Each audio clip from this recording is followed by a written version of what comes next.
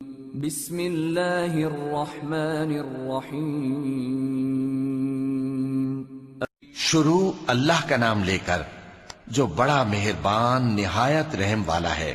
لوگو اپنے پروردگار سے ڈرو کہ قیامت کا زلزلہ ایک حادثہ عظیم ہے۔ اے مخاطب، جس دن تو اس کو دیکھے گا اس دن یہ حال ہوگا کہ تمام دودھ پلانے والی عورتیں اپنے بچوں کو بھول جائیں گی اور تمام حمل والیوں کے حمل گر پڑیں گے، اور لوگ تجھ کو مدہوش نظر آئیں گے، حالانکہ وہ مدہوش نہیں ہوں گے بلکہ عذاب دیکھ کر مدہوش ہو رہے ہوں گے۔ بے شک اللہ کا عذاب بڑا سخت ہے۔ اور بعض لوگ ایسے ہیں جو اللہ کی شان میں علم کے بغیر جھگڑتے اور ہر شیطان سرکش کی پیروی کرتے ہیں، جس کے بارے میں لکھ دیا گیا ہے کہ جو اسے دوست رکھے گا تو وہ اس کو گمراہ کر دے گا اور دوزخ کے عذاب کا رستہ دکھائے گا۔ لوگو، اگر تم کو مرنے کے بعد جی اٹھنے میں کچھ شک ہو تو ہم نے تم کو پہلی بار بھی تو پیدا کیا تھا، یعنی ابتدا میں مٹی سے، پھر اس سے نطفہ بنا کر، پھر اس سے خون کا لوتھڑا بنا کر، پھر اس سے بوٹی بنا کر جس کی بناوٹ کامل بھی ہوتی ہے اور ناقص بھی، تاکہ تم پر اپنی خالقیت ظاہر کر دیں۔ اور ہم جس کو چاہتے ہیں ایک میعاد مقرر تک پیٹ میں ٹھہرائے رکھتے ہیں، پھر تم کو بچہ بنا کر نکالتے ہیں، پھر تم جوانی کو پہنچتے ہو، اور بعض قبل از پیری مر جاتے ہیں، اور بعض بڑھاپے کی نہایت خراب عمر کی طرف لوٹائے جاتے ہیں کہ بہت کچھ جاننے کے بعد بالکل بے علم ہو جاتی ہیں۔ اور اے دیکھنے والے، تو دیکھتا ہے کہ ایک وقت میں زمین خشک پڑی ہوتی ہے، پھر جب ہم اس پر مے برساتے ہیں تو وہ شاداب ہو جاتی اور ابھرنے لگتی ہے اور طرح طرح کی بارونق چیزیں اگاتی ہے۔ ان قدرتوں سے ظاہر ہے کہ اللہ ہی قادر مطلق ہے جو برحق ہے، اور یہ کہ وہ مردوں کو زندہ کر دیتا ہے، اور یہ کہ وہ ہر چیز پر قدرت رکھتا ہے، اور یہ کہ قیامت آنے والی ہے اس میں کچھ شک نہیں، اور یہ کہ اللہ سب لوگوں کو جو قبروں میں ہیں جلا اٹھائے گا، اور لوگوں میں کوئی ایسا بھی ہے جو اللہ کی شان میں بغیر علم کے اور بغیر ہدایت کے اور بغیر کتاب روشن کے جھگڑتا ہے اور تکبر سے گردن موڑ لیتا ہے تاکہ لوگوں کو اللہ کے رستے سے گمراہ کر دے۔ اس کے لیے دنیا میں ذلت ہے، اور قیامت کے دن ہم اسے عذاب آتش سوزاں کا مزہ چکھائیں گے۔ اے سرکش، یہ اس کفر کی سزا ہے جو تیرے ہاتھوں نے آگے بھیجا ہے، اور اللہ اپنے بندوں پر ظلم کرنے والا نہیں۔ اور لوگوں میں بعض ایسا بھی ہے جو کنارے پر کھڑا ہو کر اللہ کی عبادت کرتا ہے، اگر اس کو کوئی دنیاوی فائدہ پہنچے تو اس کے سبب مطمئن ہو جائے، اور اگر کوئی آفت پڑے تو منہ کے بل لوٹ جائے، یعنی پھر کافر ہو جائے۔ اس نے دنیا میں بھی نقصان اٹھایا اور آخرت میں بھی، یہی تو صاف نقصان ہے۔ یہ اللہ کے سوا ایسی چیز کو پکارتا ہے جو نہ اسے نقصان پہنچائے اور نہ فائدہ دے سکے، یہی تو پرلے درجے کی گمراہی ہے۔ بلکہ ایسے شخص کو پکارتا ہے جس کا نقصان فائدے سے زیادہ قریب ہے۔ ایسا دوست بھی برا اور ایسا ساتھی بھی برا۔ جو لوگ ایمان لائے اور عمل نیک کرتے رہے، اللہ ان کو بہشتوں میں داخل کرے گا جن کے نیچے نہریں بہ رہی ہیں۔ کچھ شک نہیں کہ اللہ جو چاہتا ہے کرتا ہے۔ جو شخص یہ گمان کرتا ہو کہ اللہ اس کو دنیا اور آخرت میں مدد نہیں دے گا تو اس کو چاہیے کہ اوپر کی طرف یعنی اپنے گھر کی چھت میں ایک رسی باندھے، پھر اس سے اپنا گلا گھونٹ لے، پھر دیکھے کہ آیا یہ تدبیر اس کے غصے کو دور کر دیتی ہے۔ اور اسی طرح ہم نے اس قرآن کو اتارا جس کی تمام باتیں کھلی ہوئی ہیں، اور یہ یاد رکھو کہ اللہ جس کو چاہتا ہے ہدایت دیتا ہے۔ جو لوگ مومن یعنی مسلمان ہیں اور جو یہودی ہیں اور ستارہ پرست اور عیسائی اور مجوسی اور مشرک، اللہ ان سب میں قیامت کے دن فیصلہ کر دے گا۔ بے شک اللہ ہر چیز سے باخبر ہے۔ کیا تم نے نہیں دیکھا کہ جو مخلوق آسمانوں میں ہے اور جو زمین میں ہے، اور سورج اور چاند اور ستارے اور پہاڑ اور درخت اور چوپائے اور بہت سے انسان اللہ کو سجدہ کرتے ہیں، اور بہت سے ایسے ہیں جن پر عذاب ثابت ہو چکا ہے، اور جس شخص کو اللہ ذلیل کرے اس کو کوئی عزت دینے والا نہیں۔ بے شک اللہ جو چاہتا ہے کرتا ہے۔ چونکہ آیت سجدہ تلاوت کی گئی لہذا سامعین پر سجدہ واجب ہے۔ یہ دو فریق ایک دوسرے کے دشمن اپنے پروردگار کے بارے میں جھگڑتے ہیں تو جو کافر ہیں ان کے لیے آگ کے کپڑے قطع کیے جائیں گے اور ان کے سروں پر جلتا ہوا پانی ڈالا جائے گا۔ اس سے ان کے پیٹ کے اندر کی چیزیں اور کھالیں گل جائیں گی، اور ان کے مارنے کے لیے لوہے کے ہتھوڑے ہوں گے۔ جب وہ چاہیں گے کہ اس رنج و تکلیف کی وجہ سے دوزخ سے نکل جائیں تو پھر اسی میں لوٹا دیے جائیں گے، اور کہا جائے گا کہ جلنے کے عذاب کا مزہ چکھتے رہو۔ جو لوگ ایمان لائے اور عمل نیک کرتے رہے، اللہ ان کو بہشتوں میں داخل کرے گا جن کے تلے نہریں بہ رہی ہیں، وہاں ان کو سونے کے کنگن پہنائے جائیں گے اور موتی، اور وہاں ان کا لباس ریشمی ہوگا، اور ان کو اچھی بات کی طرف رہنمائی کی گئی اور خوبیوں والے مالک کی راہ بتائی گئی۔ جو لوگ کافر ہیں اور لوگوں کو اللہ کے رستے سے اور مسجد حرام سے، جسے ہم نے لوگوں کے لیے یکساں عبادت گاہ بنایا ہے، روکتے ہیں، خواہ وہ وہاں کے رہنے والے ہوں یا باہر سے آنے والے، اور جو اس میں شرارت سے کجروی و کفر کرنا چاہے تو اس کو ہم درد دینے والے عذاب کا مزہ چکھائیں گے۔ اور ایک وقت تھا جب ہم نے ابراہیم کو خانہ کعبہ کا مقام بتا دیا اور ارشاد فرمایا کہ میرے ساتھ کسی چیز کو شریک نہ کیجو، اور طواف کرنے والوں اور قیام کرنے والوں اور رکوع کرنے والوں اور سجدہ کرنے والوں کے لیے میرے گھر کو صاف رکھا کرنا، اور لوگوں میں حج کے لیے اعلان کر دو کہ تمہاری طرف پیدل اور دبلے دبلے اونٹوں پر جو دور دراز رستوں سے چلے آتے ہوں سوار ہو کر چلے آئیں، تاکہ اپنے فائدے کے کاموں کے لیے حاضر ہوں۔ اور قربانی کی ایام معلوم میں مویشی چوپایوں کے ذبح کے وقت جو اللہ نے ان کو دیے ہیں ان پر اللہ کا نام لیں۔ اب اس میں سے تم خود بھی کھاؤ اور خستہ حال ضرورت مند کو بھی کھلاؤ۔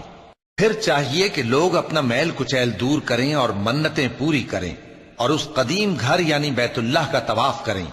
یہ ہمارا حکم ہے، اور جو شخص ادب کی چیزوں کی جو اللہ نے مقرر کی ہیں تعظیم کرے تو یہ اس کے پروردگار کے نزدیک اس کے حق میں بہتر ہے۔ اور تمہارے لیے مویشی حلال کر دیے گئے ہیں سوائے ان کے جو تمہیں پڑھ کر سنائے جاتے ہیں، تو بتوں کی پلیدی سے بچو اور جھوٹی بات سے پرہیز کرو، صرف ایک اللہ کے ہو کر اور اس کے ساتھ شریک نہ ٹھہرا کر۔ اور جو شخص کسی کو اللہ کے ساتھ شریک مقرر کرے تو وہ گویا ایسا ہے جیسے آسمان سے گر پڑے، پھر اس کو پرندے اچک لے جائیں یا ہوا کسی دور کی جگہ اڑا کر پھینک دے۔ یہ ہمارا حکم ہے، اور جو شخص ادب کی چیزوں کی جو اللہ نے مقرر کی ہیں تعظیم کرے تو یہ کام دلوں کی پرہیزگاری سے ہے۔ ان میں ایک وقت مقرر تک تمہارے لیے فائدے ہیں، پھر ان کو اس قدیم گھر یعنی بیت اللہ تک پہنچنا اور ذبح ہونا ہے۔ اور ہم نے ہر ایک امت کے لیے قربانی کا طریق مقرر کر دیا ہے، تاکہ جو مویشی چوپائے اللہ نے ان کو دیے ہیں ان کے ذبح کرنے کے وقت ان پر اللہ کا نام لیں۔ سو تمہارا معبود ایک ہی ہے، تو اسی کے فرما بردار ہو جاؤ اور عاجزی کرنے والوں کو خوشخبری سنا دو۔ یہ وہ لوگ ہیں کہ جب اللہ کا نام لیا جاتا ہے تو ان کے دل ڈر جاتے ہیں، اور جب ان پر مصیبت پڑتی ہے تو صبر کرتے ہیں، اور نماز آداب سے پڑھتے ہیں، اور جو مال ہم نے ان کو عطا فرمایا ہے اس میں سے نیک کاموں میں خرچ کرتے ہیں۔ اور قربانی کے اونٹوں کو بھی ہم نے تمہارے لیے اللہ کے شعائر مقرر کیا ہے، ان میں تمہارے لیے فائدے ہیں، تو قربانی کرنے کے وقت قطار باندھ کر ان پر اللہ کا نام لو، پھر جب پہلو کے بل گر پڑیں تو ان میں سے کھاؤ، اور قناعت سے بیٹھ رہنے والوں اور سوال کرنے والوں کو بھی کھلاؤ۔ اس طرح ہم نے ان کو تمہارے زیر فرمان کر دیا ہے تاکہ تم شکر کرو۔ اللہ تک نہ ان کا گوشت پہنچتا ہے اور نہ خون، بلکہ اس تک تمہاری پرہیزگاری پہنچتی ہے۔ اسی طرح اللہ نے ان کو تمہارے زیر فرمان کر دیا ہے تاکہ اس بات کے بدلے کہ اس نے تم کو ہدایت بخشی ہے اسے بزرگی سے یاد کرو۔ اور اے پیغمبر، نیکوکاروں کو خوشخبری سنا دو، اللہ تو مومنوں سے ان کے دشمنوں کو ہٹاتا رہتا ہے۔ بے شک اللہ کسی خیانت کرنے والے ناشکرے کو دوست نہیں رکھتا۔ جن مسلمانوں سے خواہ مخواہ لڑائی کی جاتی ہے ان کو اجازت ہے کہ وہ بھی لڑیں، کیونکہ ان پر ظلم ہو رہا ہے، اور اللہ ان کی مدد کرے گا، وہ یقیناً ان کی مدد پر قادر ہے۔ یہ وہ لوگ ہیں کہ اپنے گھروں سے ناحق نکال دیے گئے، انہوں نے کچھ قصور نہیں کیا، ہاں یہ کہتے ہیں کہ ہمارا پروردگار اللہ ہے۔ اور اگر اللہ لوگوں کو ایک دوسرے سے نہ ہٹاتا رہتا تو خانقاہیں اور گرجے اور یہودیوں کے عبادت خانے اور مسلمانوں کی مسجدیں جن میں اللہ کا کثرت سے ذکر کیا جاتا ہے گرائی جا چکی ہوتی۔ اور جو شخص اللہ کی مدد کرتا ہے اللہ اس کی ضرور مدد کرتا ہے، بے شک اللہ توانا ہے، غالب ہے۔ یہ وہ لوگ ہیں کہ اگر ہم ان کو ملک میں حکومت دے دیں تو نماز قائم کریں اور زکوٰۃ ادا کریں اور نیک کام کرنے کا حکم دیں اور برے کاموں سے منع کریں، اور سب کاموں کا انجام اللہ ہی کے اختیار میں ہے۔ اور اگر یہ لوگ تم کو جھٹلاتے ہیں تو ان سے پہلے نوح کی قوم اور عاد اور سمود کی قومیں بھی اپنے پیغمبروں کو جھٹلا چکی ہیں، اور قوم ابراہیم اور قوم لوط بھی، اور مدین کے رہنے والے بھی، اور موسیٰ بھی تو جھٹلائے جا چکے ہیں۔ لیکن میں کافروں کو مہلت دیتا رہا، پھر میں نے ان کو پکڑ لیا، تو دیکھ لو کہ میرا عذاب کیسا سخت تھا۔ چنانچہ بہت سی بستیاں ہیں کہ ہم نے ان کو تباہ کر ڈالا کہ وہ نافرمان تھیں، سو وہ اپنی چھتوں کے بل گری پڑی ہیں، اور بہت سے کنویں بیکار اور بہت سے مضبوط محل ویران پڑے ہیں۔ سو کیا ان لوگوں نے ملک میں سیر نہیں کی تاکہ ان کے دل ایسے ہوتے کہ ان سے سمجھ سکتے اور کان ایسے ہوتے کہ ان سے سن سکتے؟ بات یہ ہے کہ آنکھیں اندھی نہیں ہوتی بلکہ دل جو سینوں میں ہیں وہ اندھے ہو جاتے ہیں۔ اور یہ لوگ تم سے عذاب کے لیے جلدی کر رہے ہیں، اور اللہ اپنے وعدے کے خلاف ہرگز نہیں کرے گا۔ اور بے شک تمہارے پروردگار کے نزدیک ایک روز تمہارے حساب کی روح سے 1000 برس کے برابر ہے۔ اور بہت سی بستیاں ہیں کہ میں ان کو مہلت دیتا رہا جبکہ وہ نافرمان تھیں، پھر میں نے ان کو پکڑ لیا اور میری ہی طرف لوٹ کر آنا ہے۔ اے پیغمبر کہہ دو کہ لوگوں میں تو تم کو کھلم کھلا خبردار کرنے والا ہوں، تو جو لوگ ایمان لائے اور کام نیک کیے ان کے لیے بخشش اور عزت کی روزی ہے، اور جن لوگوں نے ہماری آیتوں میں اپنے خیال میں ہمیں عاجز کرنے کے لیے دوڑ دھوپ کی وہ اہل دوزخ ہیں۔ اور ہم نے تم سے پہلے کوئی رسول اور نبی نہیں بھیجا مگر اس کا یہ حال تھا کہ جب وہ کوئی آرزو کرتا تھا تو شیطان اس کی آرزو میں وسوسہ ڈال دیتا تھا، تو جو وسوسہ شیطان ڈالتا ہے اللہ اس کو دور کر دیتا ہے، پھر اللہ اپنی آیتوں کو مضبوط کر دیتا ہے، اور اللہ علم والا ہے، حکمت والا ہے۔ غرض اس سے یہ ہے کہ جو وسوسہ شیطان ڈالتا ہے اس کو ان لوگوں کے لیے جن کے دلوں میں بیماری ہے اور جن کے دل سخت ہیں ذریعہ آزمائش ٹھہرائے۔ بے شک ظالم لوگ مخالفت میں دور جا پڑے۔